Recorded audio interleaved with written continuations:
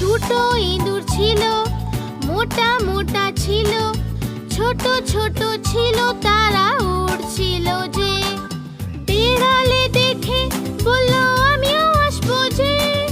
না মাসি না, তুমি এসো না, আমাদের মেরে ফেলবে যে, লেজ কেটে ফেলবে যে। না না, আমরা